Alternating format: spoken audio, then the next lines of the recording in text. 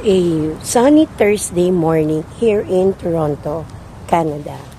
At dahil sa mainit ang sikat ng araw ngayon, hindi na sing lamig ng mga nakaraang araw, ayun si husband. Ayun.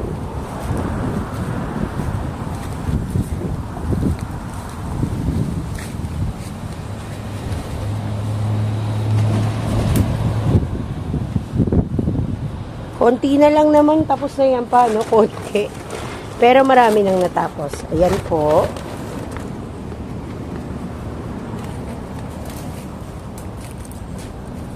Tapos dito magka-cut ng grasses. Ito malinis na rin. Natataniman namin ni ate ng mga flowery naman ng mga halaman. Iti-take advantage namin yung ganito ka init na panahon para makagalaw-galaw sa front yard and backyard. Kasi nga, nung mga nakaraang araw, sobrang lamig. Okay, so dito ngayon ay Huwebes. So, magwa 1 week na pala kami dito sa Toronto. Ayun. So, ayun si husband ulit.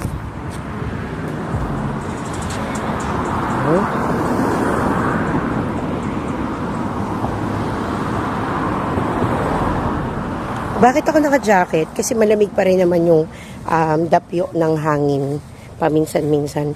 Pero kahit nga kasi naka-jacket kang ganito, and naka-long sleeve pa ako na pantulog, okay lang, hindi mainit kahit na maaraw. Okay, yan yung ating nakikita dito sa labas.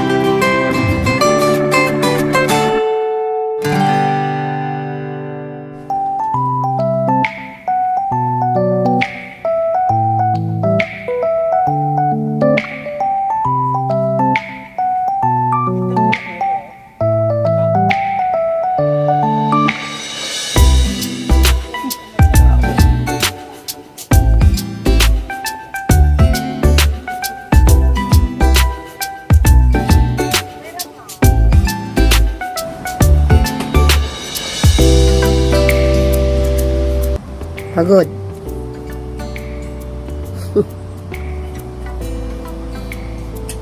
Nahihilo ko. Kayuyo ko. Yan ang dinayo mo rito sa Canada. Sa susunod pa na magaganyan ka, yung malamig-lamig pa ang araw. Hindi ba kaya yung malamig? Hindi, habang gumagawa ka, mag-iinit katawan mo eh.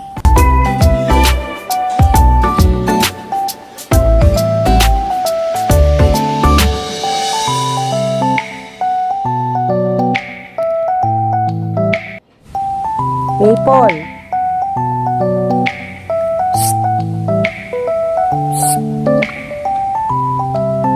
Why are you eating damo? Ayun na nga yung toys mo, oh. Ayan, oh. Have red and green balls. Mas ini-enjoy mo yung pagkain ng ng damo dyan. Maple. Wala lang, matigas ang ulo eh. Akala ko ba darating teacher mo ngayon? Bebe, di ba grade 5 ka na? Akala ko darating teacher mo.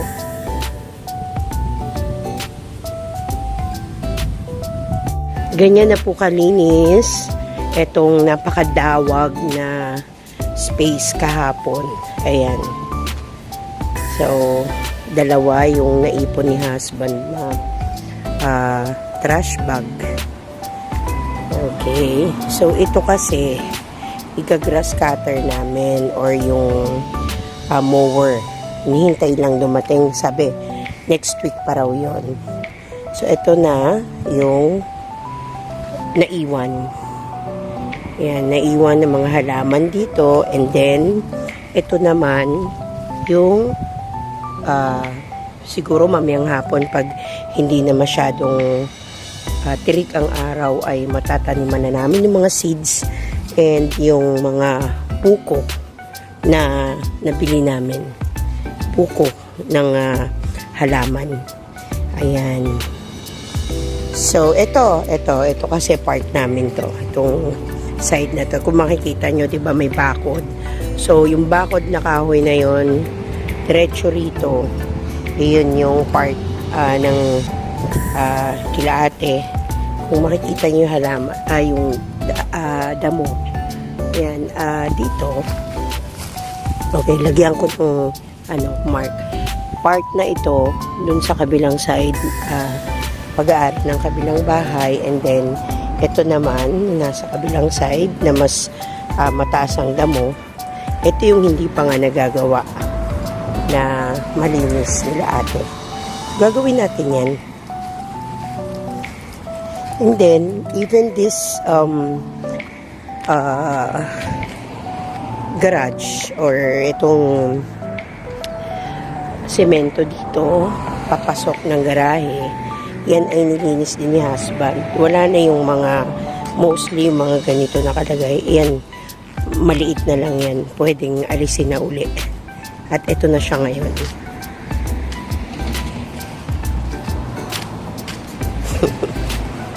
Pagod. Gaano na ba? Ay, marami na rin.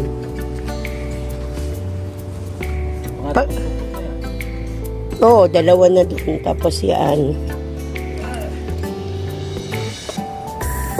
So, ito naman hanggang dito lang naman pa. Kita naman yung klase ng damo na part. Hanggang doon.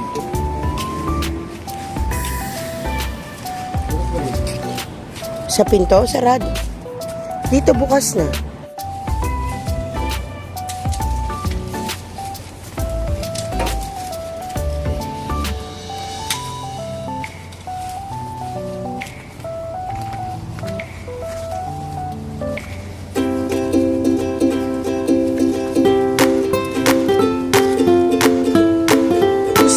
Bilisan.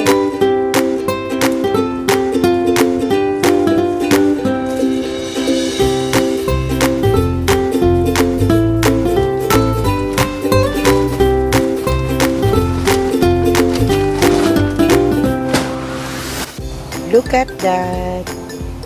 Wala na yung mga damo, mga halamang ligaw na tulad ng mga ganito. So, ito ay gagawin pa ni husband sa mga susunod pang araw. But, tingnan ninyo. Yan, hanggang dun sa harap, ipapakita ko sa inyo. Pero ngayon, dito muna tayo. Punta tayo sa kabilang side. Ito, tatanggalin niya rin lahat yan. Medyo mahirap nang daw tanggalin kasi mga ugat nasa ilalim yung mga bricks. Yan, lahat ito. Look. Lahat ng damo na nariyan sa mga bato na yan ay kanya ding nilinis. Wala na rin yung mga halaman na ligaw. Ayan yung kanya mga naipon. Actually, parang nakaapat na siya eh. Okay. Teka, labas tayo. Yan, look. See? Parang nakunan ko na dati kung gaano ang itsura nito nung nakaraan. So, ayan, malinis na. Ito yung harapan. So, ito yung mga naiwan nating halaman dito. Ayan lang. Ito yung mga tinanggalan ni husband na aming lalagyan ng panibagong tanim na halamang namumulaklak. And then, ito. Yan. Wala na ring mga damo. Teka, wait. Ito. See? Ayun. Ito yung dalawang trash bag na napuno ni husband. Tingnan ninyo, oh, may mga branches talaga na pinutol-putol si husband para lang talagang mawala yung mga puno, naglalakihang puno dito, puno ng halaman na hindi naman kailangan. So ito nga, sabi ko kay husband, parang dapat tanggalin. I think ito ay i-maintain, pero yun yung mga tumubo humalo dyan damo ay tatanggalin natin. And ito namang mga matataas na damo na to, hinihintay lang uli natin, no? Sabi ko nga sa inyo, naghihintay tayo ng pagdating noong in-order na ng anak ko na electric grass cutter. Okay? So, ayan, ito. Lilinisin din. Dahil dun sa loob, balik tayo. Ay, okay na. Yan yung mga pinagkaabalahan ni husband for 3 days. Pero syempre, hindi naman yun ilang oras sa maghapon. Ayun. So, malinis na siya.